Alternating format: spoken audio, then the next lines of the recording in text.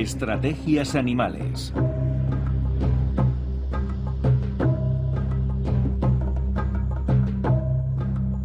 El camino de los gigantes.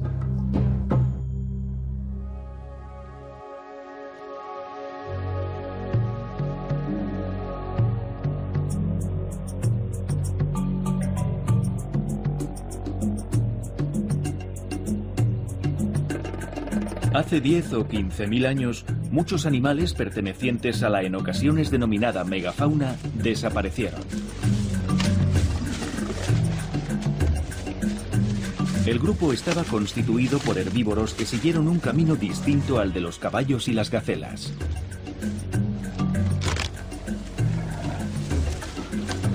En lugar de evolucionar en animales más rápidos para huir de los depredadores, decidieron crecer y desarrollar pieles gruesas y cuerpos enormes y fuertes.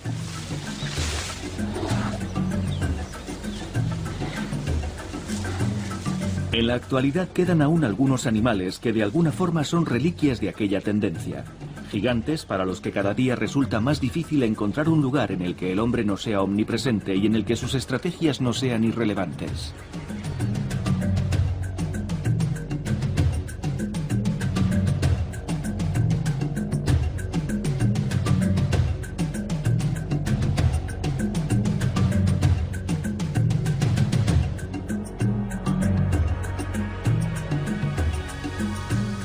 Las jirafas, que básicamente crecieron en altura, son demasiado elegantes y vulnerables para pertenecer a esta categoría de titanes.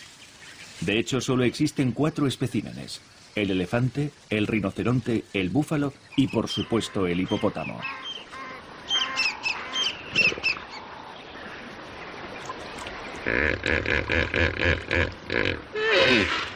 El hipopótamo es el tercer mamífero más grande de la Tierra, por detrás del elefante y del rinoceronte blanco. Un hipopótamo adulto pesa más de 3 toneladas. Los hipopótamos viven en toda África, allá donde exista agua en abundancia. El agua no debe estar demasiado fría y ha de tener la suficiente profundidad para que el animal pueda sumergirse por completo. Son animales anfibios, adaptados perfectamente a la vida en el agua. Tienen los ojos, orejas y orificios nasales levantados, de forma que emergen aunque el resto del cuerpo permanezca bajo el agua. En cada grupo hay un macho dominante rodeado de subordinados de ambos sexos y edades diversas. Prácticamente no hay dimorfismo sexual entre los hipopótamos, por lo que no resulta fácil distinguir al macho de la hembra. La única pista que puede dar una idea del sexo del animal es su tamaño. Las hembras son más pequeñas. Rara vez superan las 2 toneladas, aunque por otra parte es fácil confundir a una hembra con un joven macho.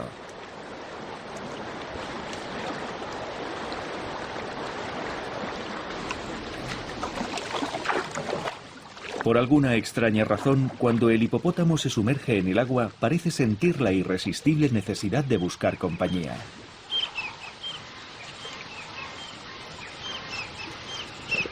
Este comportamiento resulta especialmente evidente en lagos como este, donde los hipopótamos disponen de todo el espacio del mundo y aún así se agrupan en unos pocos metros cuadrados, de forma que se tocan entre ellos. La presencia de cocodrilos no parece tener ninguna relación con esta sorprendente conducta social. Estos grandes reptiles no representan ninguna amenaza para el hipopótamo adulto, y la preocupación por la seguridad no explica su necesidad de vivir en grupo. Realmente es difícil comprender por qué estos enormes animales se agolpan en espacios tan pequeños. Sobre todo cuando parece existir una tensión constante entre los miembros del grupo que se molestan entre ellos cuando intentan moverse. Esta estrategia grupal, que tiene un sentido claro en especies amenazadas por depredadores, es difícil de explicar para el hipopótamo. Existen 2 hipótesis al respecto. Es posible que se acostumbraran a estar juntos para proteger a sus crías de los cocodrilos, o simplemente permite que un número mayor de individuos pueda sumergirse cuando el tamaño de la charca mengua durante la estación seca.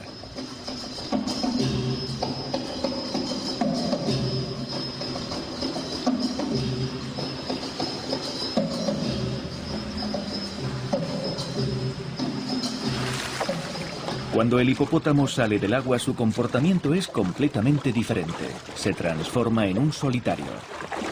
Es una paradoja porque se trata del único momento en el que existe el riesgo de un ataque, posiblemente de una manada de leones.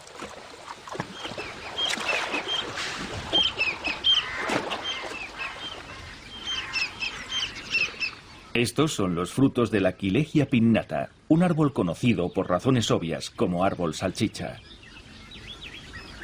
Es un auténtico manjar para los hipopótamos que salen del agua para alimentarse.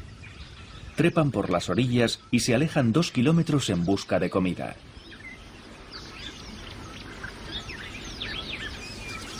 Este es el hábitat perfecto para un hipopótamo. Extensas y verdes praderas de hierbas muy nutritivas, muy cerca del agua.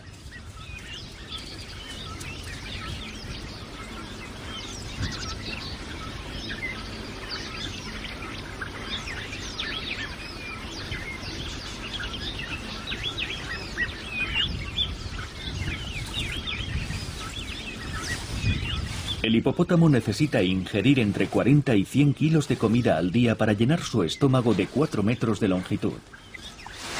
Puede parecer mucho, pero realmente no es tanto si se considera el volumen del animal. Solo representa el 3% de su peso corporal.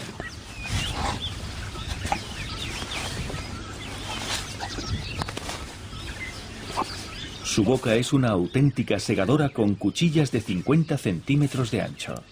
Aún así, el animal necesita 5 horas para conseguir suficiente comida.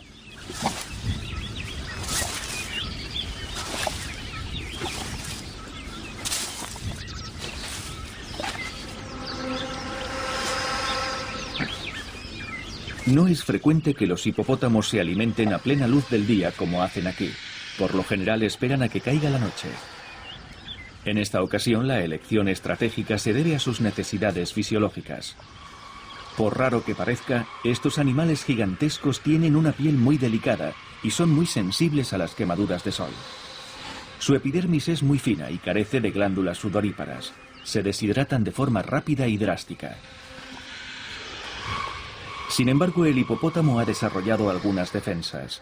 Su piel segrega una sustancia rojiza que actúa como un filtro solar natural. Se cree que posee ciertas propiedades antibióticas. En cualquier caso, un hipopótamo expuesto al sol nunca se alejará demasiado del agua. Debe poder acceder a ella en cuanto sienta la necesidad de rehidratarse.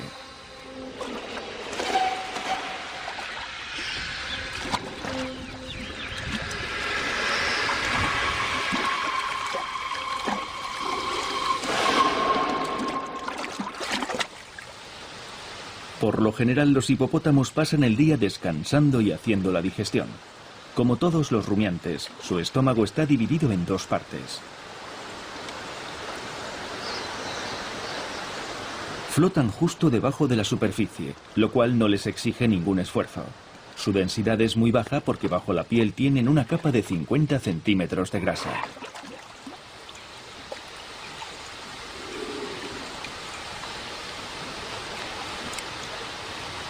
El hipopótamo posee músculos muy desarrollados en los orificios nasales y en las orejas que cierran herméticamente esos orificios cuando el animal se sumerge.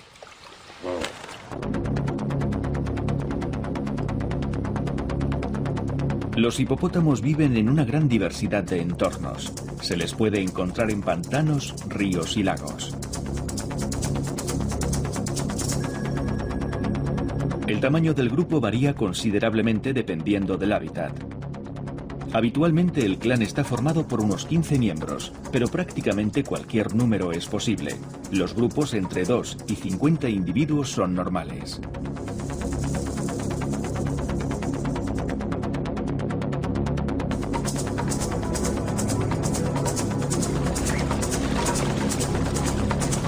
Cuando se acercan los humanos, sus únicos verdaderos depredadores, los hipopótamos sistemáticamente se ocultan bajo el agua.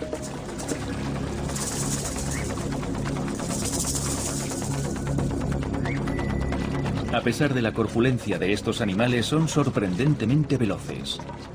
Pueden alcanzar los 30 kilómetros por hora cuando corren por la orilla del lago.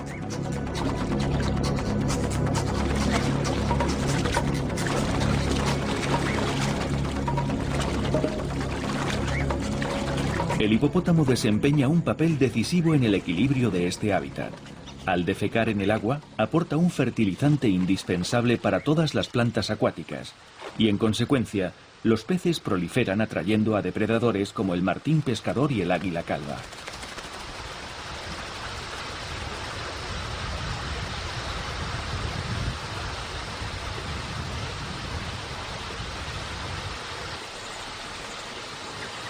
Los cocodrilos, que también se alimentan de peces, aprecian los efectos benéficos de la presencia del hipopótamo en la vida acuática animal. A menudo se les encuentra en los mismos lugares.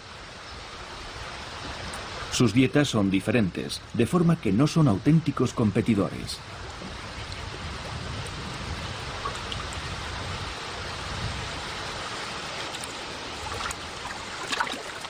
El único conflicto real que puede plantearse entre las dos especies afecta a las crías de hipopótamo. A los cocodrilos no les disgusta la carne fresca, por lo que atacarán a estos bebés gigantes si son lo bastante imprudentes como para bañarse solos, algo improbable. Las madres forman guarderías, por así llamarlas, y hacen turnos para proteger a sus bebés y a los animales más jóvenes.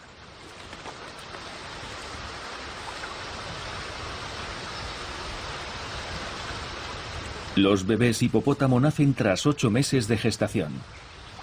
No existe una verdadera época de cría, pero lógicamente las madres suelen elegir la temporada de lluvias, cuando la charca está llena, para dar a luz.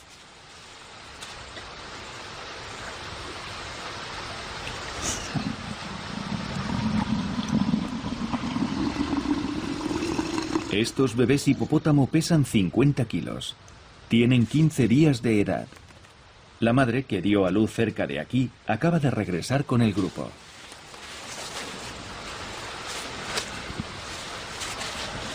La pequeña familia se pone en marcha porque es la hora de darles de mamar. Como el parto, esto también lo hacen en el agua.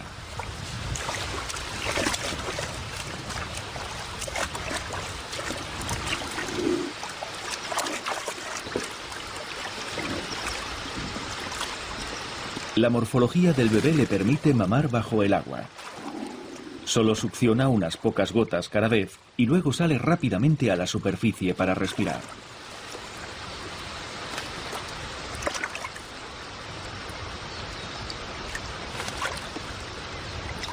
Las crías solo pueden aguantar la respiración unos segundos. Cuando sean adultos, como su madre, podrán estar hasta 6 minutos debajo del agua.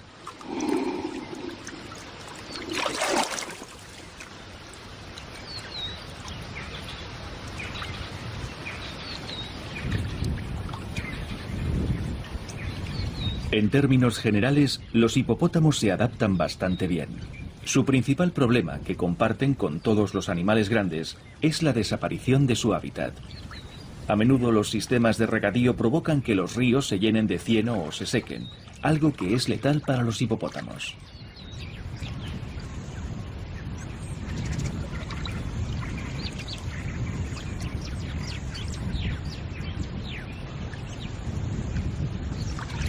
También el hipopótamo ha tenido que hacerse más precavido a causa de un depredador que lo caza por la carne, la piel, la grasa y el marfil de sus dientes.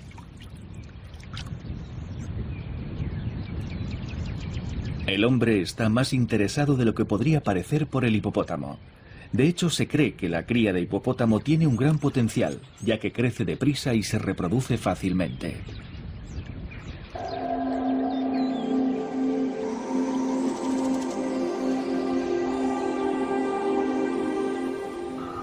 Para los antiguos egipcios, los hipopótamos simbolizaban el espíritu del agua. Primero los cazaron por los daños que provocaban a la vegetación de las orillas del Nilo, hasta que su número se redujo de forma tan dramática que decidieron protegerlos y reconocieron su papel como fertilizadores. El animal era la encarnación de Tueris, la diosa de la fertilidad. En los tiempos modernos, los hipopótamos, por muy fuertes que sean, no poseen realmente una estrategia defensiva ante los planes de los humanos y sus consecuencias. A finales del siglo XIX, por ejemplo, el búfalo, uno de los animales más prestigiosos de África, estuvo a punto de desaparecer completamente.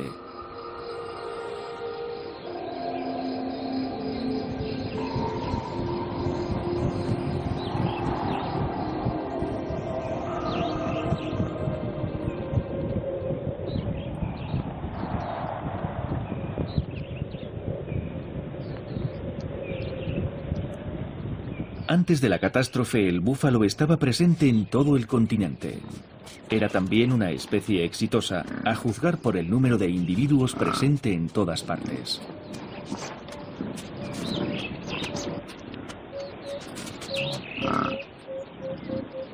El territorio del búfalo se extendía desde el mar hasta los bosques de las montañas altas, pasando por la sabana y los biotopos más áridos siempre que hubiera ríos en ellos.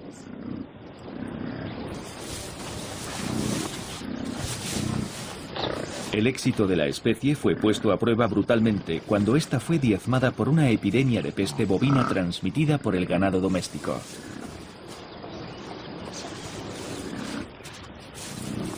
Allá donde apareció la peste solo sobrevivió un búfalo de cada 10.000.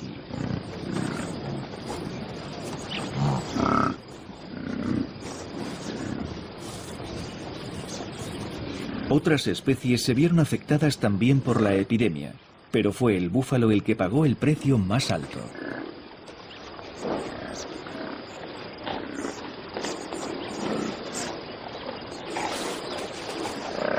Los ejemplares que sobrevivieron desarrollaron finalmente la inmunidad natural, y el búfalo volvió a demostrar su impresionante capacidad de supervivencia. En pocas décadas su población crecía de nuevo y había reconquistado la mayor parte de sus territorios originales. El animal más grande de la familia de los bóvidos, que incluye también a las gacelas y a los antílopes, había recuperado su lugar en el paisaje.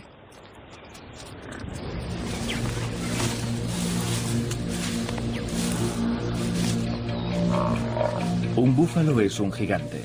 Un macho adulto puede medir 1,60 m de altura en la cruz y pesar casi 1 tonelada. Y continúa creciendo toda su vida adulta. Las manadas están formadas por entre 100 y 1.500 cabezas. Es fácil imaginar la biomasa que el grupo representa en un punto determinado. Las hembras son más pequeñas, pero también alcanzan un peso considerable, entre 500 y 600 kilos. En cuanto a las crías, pesan aproximadamente 50 kilos al nacer. Por lo general nacen durante la estación lluviosa, cuando los pastos son abundantes y las madres no tienen problemas para encontrar comida para alimentar a sus crías. La lactancia exige una alimentación más abundante y nutritiva. La lactancia se prolonga hasta que el ternero cumple 1 año. Después mantiene una relación larga y especial con la madre, algo inusual entre las reses. Pero ese privilegio se interrumpe abruptamente en cuanto la madre vuelve a quedarse preñada.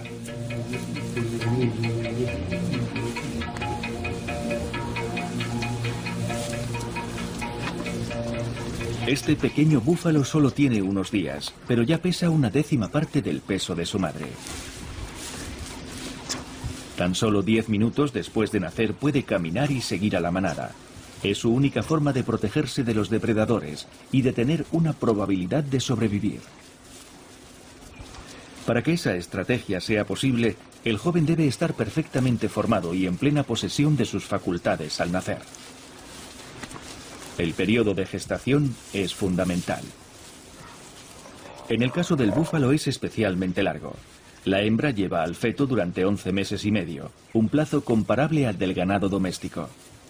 Son especies similares, pero la gestación es 2 meses y medio más corta.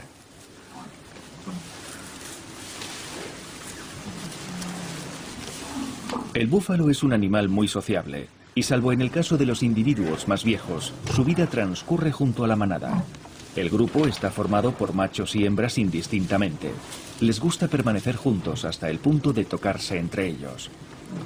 Por supuesto, existen unas pocas reglas jerárquicas que deben ser respetadas.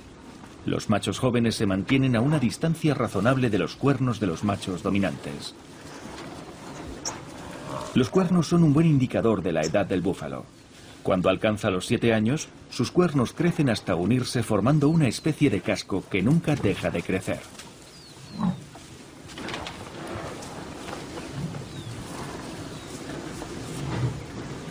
Mientras espera a que le crezcan los cuernos, este ternero entrena el sentido del olfato que le permite encontrar fácilmente a su madre e identificar a los miembros de su manada. Los búfalos pueden sobrevivir prácticamente en cualquier hábitat siempre que tengan suficiente agua para beber y bañarse.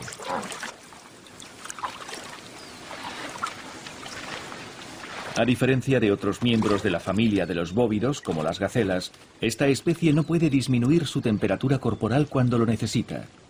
Cuando hace demasiado calor, solo hay una solución: tomar un refrescante baño.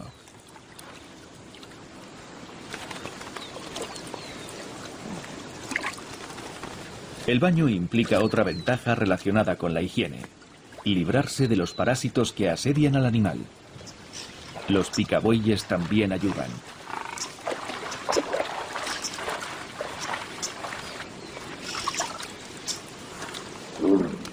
Los búfalos se bañan confiados. Se toman su tiempo. La manada parece garantizar su seguridad.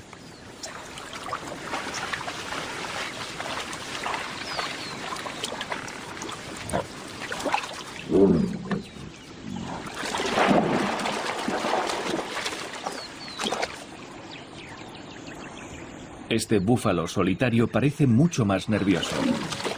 Se siente vulnerable y reacciona al más mínimo peligro. Inicialmente su estrategia siempre es huir, pero si el acoso persiste o se siente acorralado, el búfalo terminará atacando.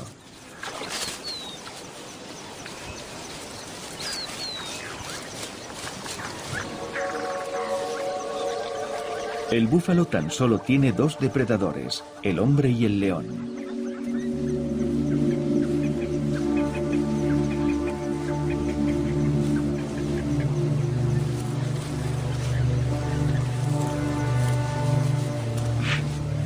El duelo entre el búfalo y el león siempre es un asunto de alta estrategia.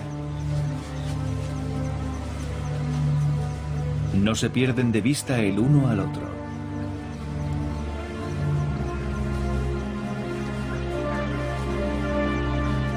El búfalo es una presa tentadora para el león por la cantidad ingente de alimento que representa.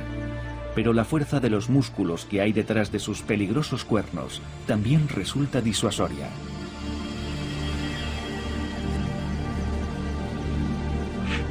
Para tener alguna posibilidad de éxito, el león ha de ser astuto, elegir el momento adecuado o, mejor aún, esperar refuerzos.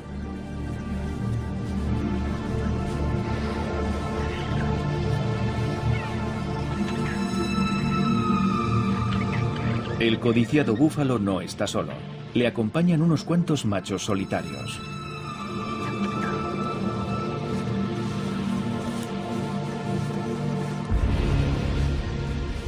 El león también tiene ayuda. Una leona le acompaña, igualando la situación.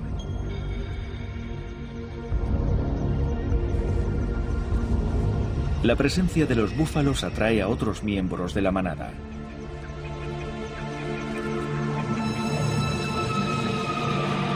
Una leona y sus cachorros se aproximan a los matorrales donde están los búfalos. Ante el peligro inminente, los búfalos se colocan en posición de combate y vigilan su avance.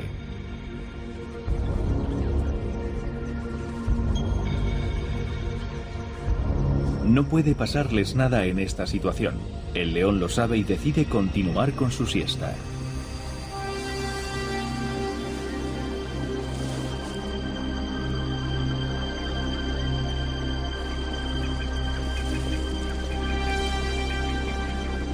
El león sueña con la situación ideal. 5 o 6 leones adultos rodeando a un búfalo solitario y enorme. Aunque el tamaño no importa mientras esté solo.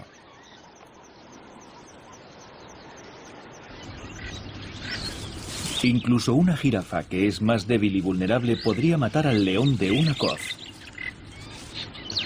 Así que es mucho más razonable que el depredador persiga presas más pequeñas como las cebras.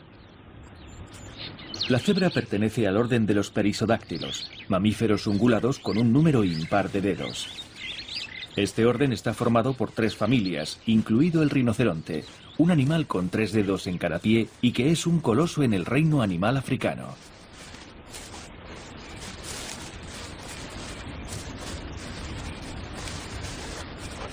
Un rinoceronte no tiene nada que temer de los leones, y aún menos de carnívoros más pequeños como el leopardo, la pantera o la hiena.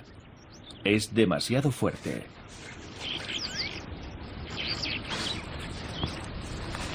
Existen historias sobre algunos ataques, pero las cosas no suceden como se podría imaginar.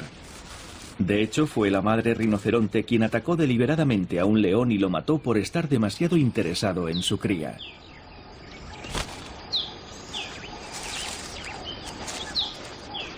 El rinoceronte desciende de una familia que se desarrolló en la era terciaria. Algunos especímenes han llegado hasta nuestros días, como el rinoceronte blanco, que mantiene una difícil relación con el hombre.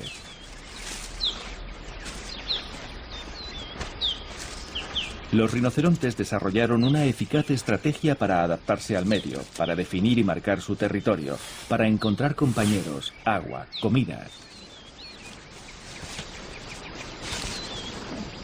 Su conducta, perfectamente definida y perfeccionada con el tiempo, tiene efectos desastrosos cuando el hombre entra en acción. Por ejemplo, la costumbre del rinoceronte de pasar casi siempre por el mismo sitio y usar las mismas sendas, algo que facilita mucho el trabajo a los cazadores furtivos.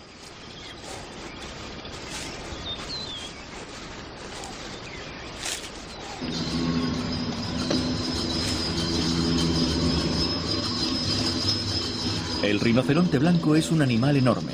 Mide 1,60 m de altura en la cruz y pesa más de 2 toneladas. Su famoso cuerno, que en realidad solo es una protuberancia formada por fibras de queratina, puede llegar a medir 1,50 m.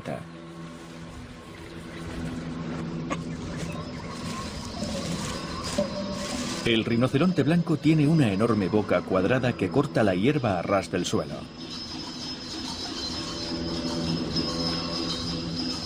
Solo come hierba. Es sin lugar a dudas el animal exclusivamente herbívoro más grande del planeta jamás conocido.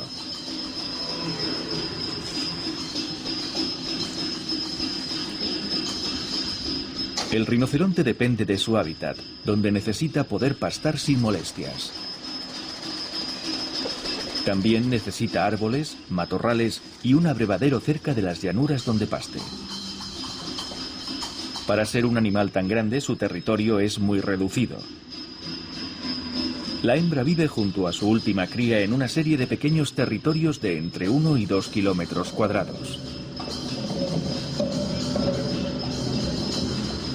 El rinoceronte no tiene buena vista y es fácil acercarse a él con el viento en contra. Por eso es una presa fácil para los cazadores.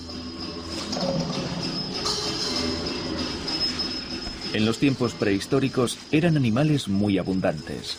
Es fácil encontrar restos suyos en los yacimientos fósiles, pero su población ha disminuido debido a las desastrosas condiciones de las últimas décadas. Tan solo quedan unos miles de ejemplares, aunque es algo más que hace pocos años. La mayoría producto de un gran plan de repoblación llevado a cabo de forma sistemática en África del Sur, con unas cuantas parejas que han sobrevivido milagrosamente.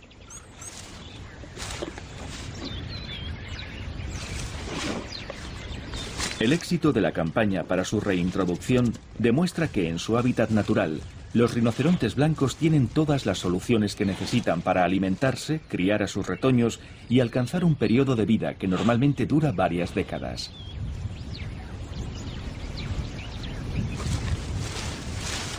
La morfología del rinoceronte es bastante especial.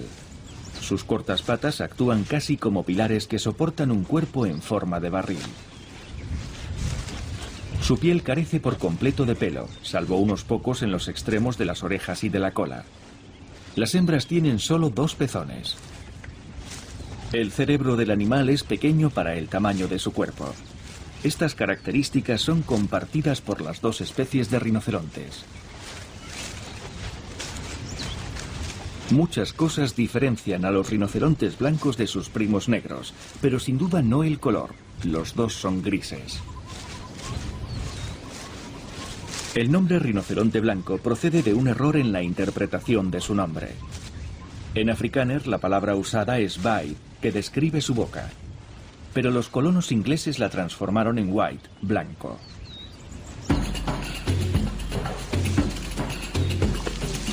Pero hay una forma más original de distinguir a las dos especies. Consiste en observar la estrategia de la cría rinoceronte y su madre cuando huyen.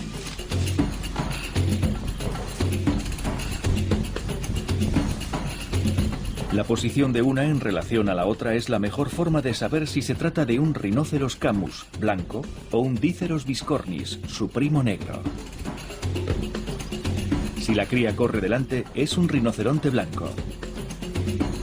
La cría muestra siempre el camino, mientras la madre le cubre la espalda. En el caso del rinoceronte negro, es al revés.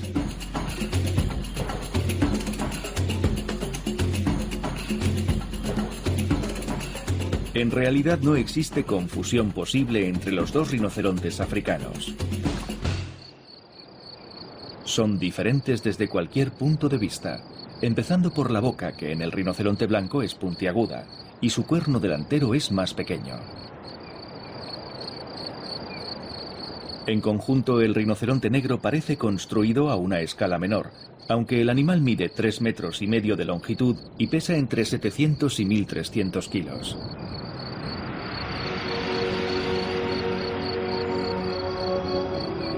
Aunque es un animal solitario por naturaleza, a veces se le puede observar, como en este caso, en compañía de varios individuos. Se identifican entre sí con breves ultrasonidos. Una vez seguros de que pertenecen a la misma familia, se acercan y se saludan como hermanos, hermanas y primos. Este encuentro es todo un acontecimiento en la muy tediosa vida del rinoceronte.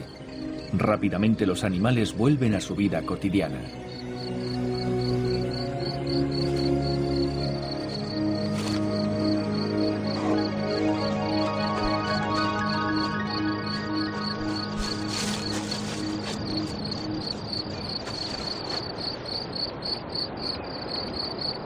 Los machos suelen vivir solos. Las hembras casi siempre están acompañadas por su última cría. Esta madre vive con un joven que ya no es un bebé, debe tener unos 3 años.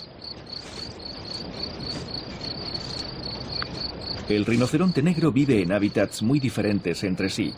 Llanuras áridas cubiertas de matorrales y bosques densos, incluidos los de montaña.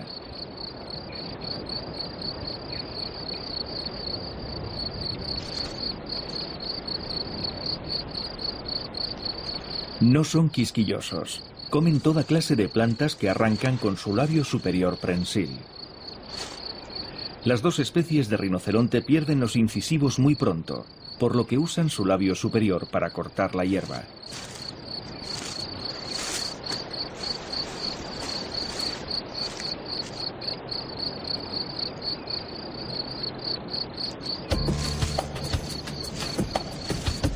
El rinoceronte no tiene una gran actividad durante el día, sobre todo cuando hay comida en abundancia.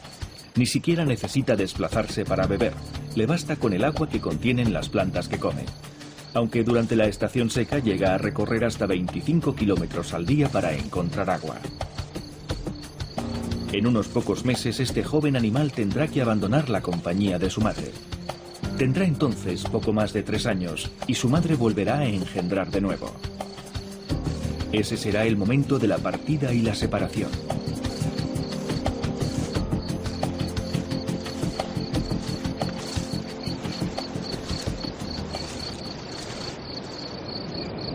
Es frecuente ver a estos animales tendidos, incluso en pleno día. En teoría no hay ningún peligro en echar una cabezada, porque ningún animal intentará atacar a estos gigantes. Pero aún así, el rinoceronte siempre está alerta y duerme con un ojo abierto, aunque ciertamente no le sirva de mucho. Cuando algo le perturba, como su miopía no le permite identificar el peligro, ataca.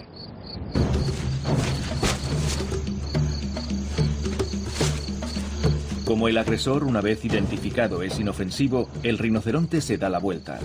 Pero a este animal no le gusta que lo molesten y abandona el lugar. Su galope, firme y majestuoso, alcanza los 50 kilómetros por hora. Es muy veloz para ser un animal tan pesado.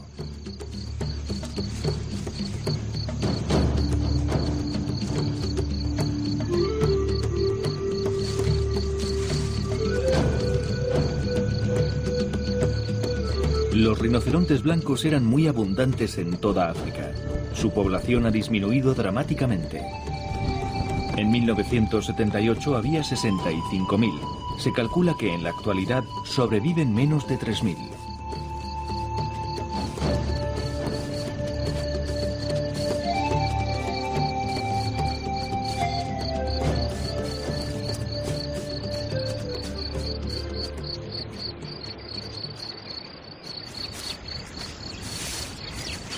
La piel del rinoceronte es como una armadura. De hecho, la parte inferior de la dermis es muy gruesa, pero la exterior, que es seca, es muy similar a la del resto de los mamíferos.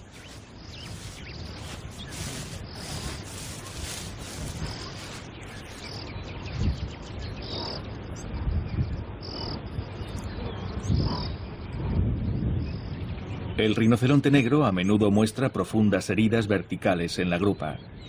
Están provocadas por una lombriz parasitaria. Las moscas acuden atraídas a las heridas que nunca cicatrizan porque los pájaros hurgan en ellas. A pesar de su terrible aspecto, las heridas no suelen ser graves.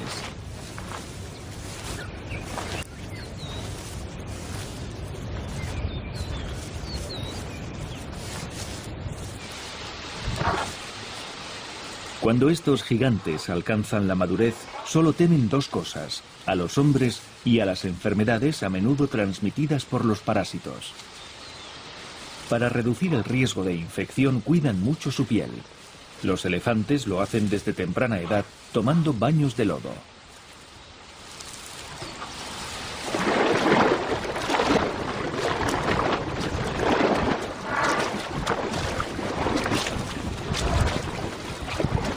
La palabra paquidermo, que literalmente significa animal de piel gruesa, se usa para describir a los elefantes.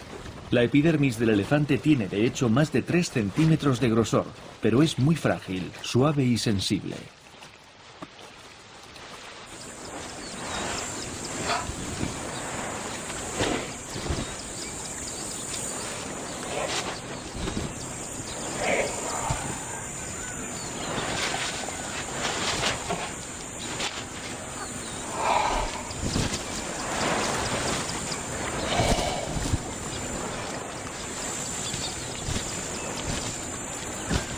Envolviendo toda la superficie de su cuerpo en una nube de polvo, el elefante logra formar una eficaz capa protectora que le protege del calor del sol y es un obstáculo para toda clase de insectos tentados de alojarse en la piel del animal.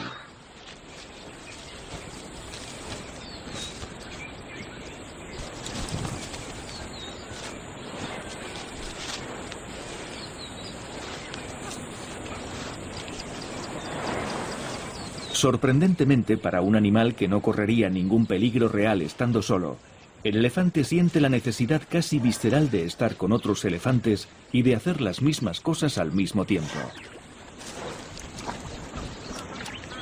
Se diría que todos los individuos confían plenamente en las decisiones tomadas por el grupo.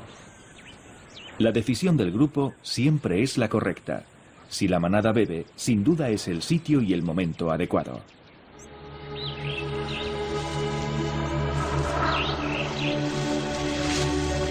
El elefante es un animal excepcional. Solo hay que mirar su trompa. Es el único animal de la Tierra con este tipo de apéndice. Los músculos de la nariz y el labio superior se han unido dando lugar a un órgano único y multiusos. El elefante no deja de crecer durante toda su vida. A menudo supera los 3 metros de altura y 25 toneladas de peso. Sin embargo, sus movimientos son pausados y elegantes. El peso de su cuerpo se reparte y amortigua al contacto con el suelo entre sus 4 pies dotados de almohadillas. Su enorme cráneo no tiene parangón. Tiene que soportar el peso de la trompa, los colmillos y los músculos del cuello.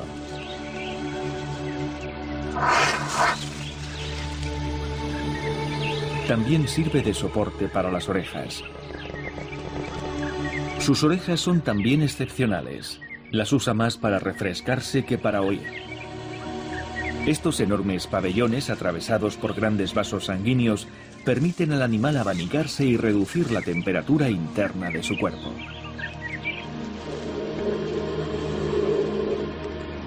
El elefante como individuo está perfectamente adaptado para superar cualquier situación. No obstante, la especie siente la necesidad de vivir en grupo.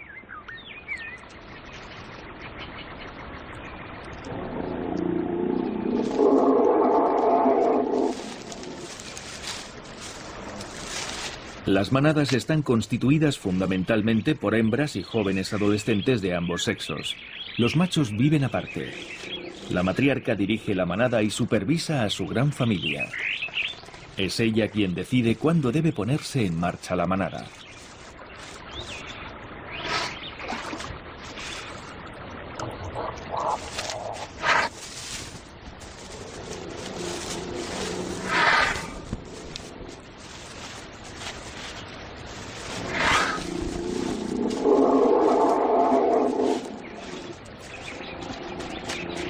La matriarca tiene muchos relevos en el grupo.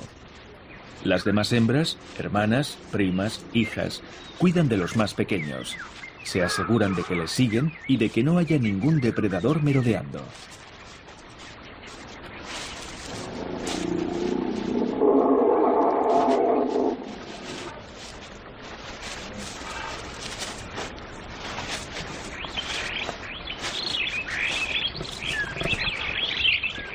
Los elefantes son muy solidarios. Permanecen alerta ante cualquier peligro para ellos y los demás. La información circula deprisa. Se comunican mediante infrasonidos. Se han identificado más de 25, la mayoría inaudibles para los seres humanos.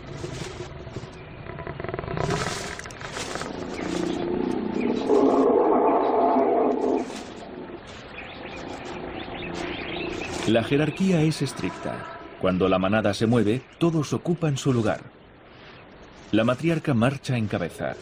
Es la heredera de la memoria colectiva del clan y sabe cómo guiar al grupo hasta un abrevadero o una reserva de alimento. El alimento es un problema para los elefantes. Necesitan tanto que pueden literalmente devastar su hábitat.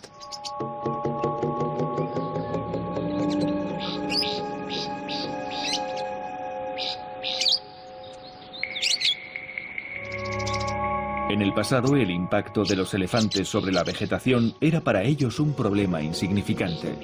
Se desplazaban a otro territorio y la vegetación lentamente volvía a crecer en los lugares por los que pasaban.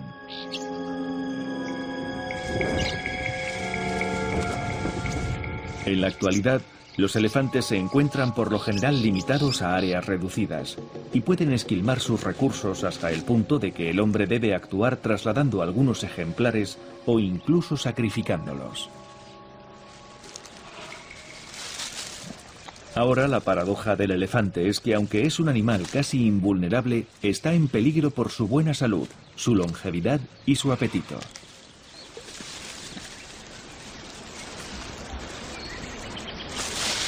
Un elefante come 220 kilos de alimentos al día.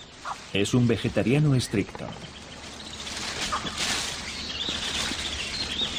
Lo que le salva en muchas ocasiones es que se alimenta de toda clase de plantas, tanto hierbas como hojas, ramas, raíces y cortezas, manteniendo cierto equilibrio con su medio. Sobre todo, porque gracias a que su digestión no es perfecta, dispersa con su estiércol multitud de semillas en condiciones perfectas para su germinación.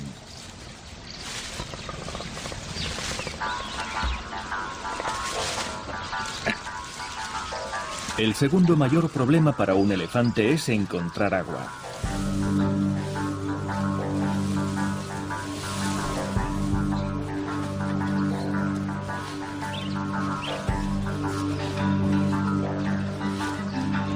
El elefante necesita beber más de 70 litros al día. Puede recorrer varias docenas de kilómetros en busca de agua.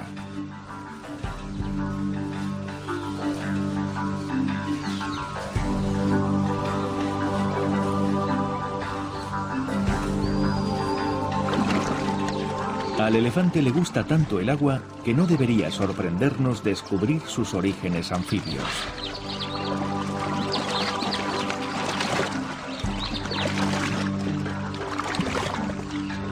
La trompa, que usa para todo, también le ayuda aquí. Con ella, el elefante absorbe 25 litros que vacía luego en su garganta.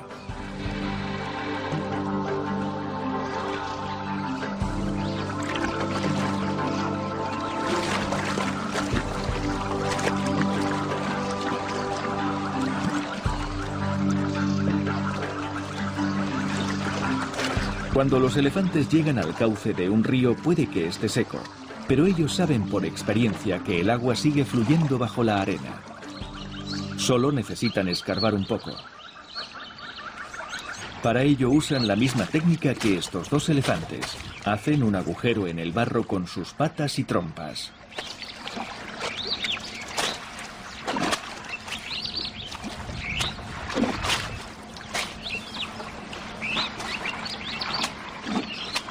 Quieren tomar un baño de barro. Pero dado que el río no reúne las condiciones para hacerlo, eligen un lugar en la orilla y mezclan la tierra y el agua para conseguir el barro para su baño.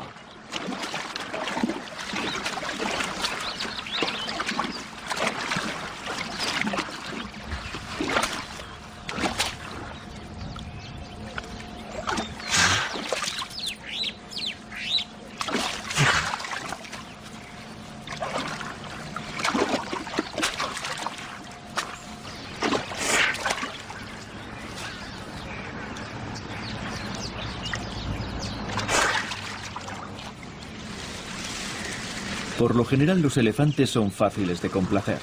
Cualquier lugar es adecuado mientras encuentren suficiente comida y agua, y si es posible, un lugar para bañarse. Sus necesidades son muy básicas, pero para ellos no hay otras alternativas.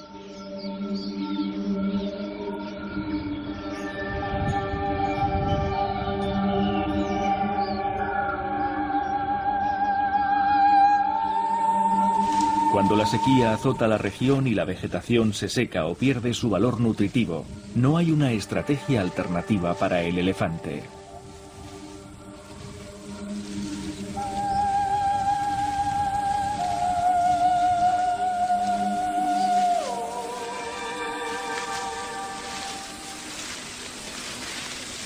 En estas condiciones, la fuerza y el tamaño son una desventaja. La mayoría de los animales disponen de alternativas u otras oportunidades cuando llegan los malos tiempos. Pero el elefante, si no encuentra las enormes cantidades de agua y alimento que necesita, muere de hambre y deshidratación.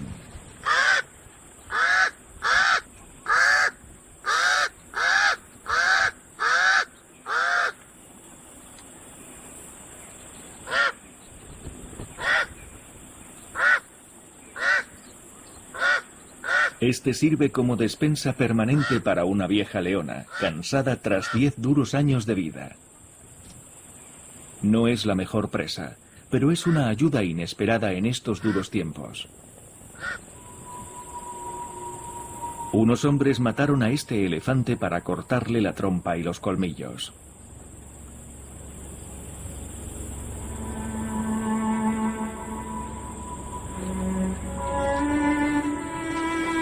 La situación muestra la vulnerabilidad de los dos reyes del reino animal africano. La leona es víctima de su edad. Abandonada por las fuerzas y su clan, solo puede confiar en la suerte para vivir un poco más. Para el elefante, el más grande entre los grandes, nunca ha existido y nunca existirá una estrategia que le proteja de las emboscadas humanas. En las áridas planicies, los elefantes recorren muchos kilómetros en busca de alimento y agua. Juntos, en manada, confiando en la sabiduría de la matriarca, confiando en el instinto del grupo.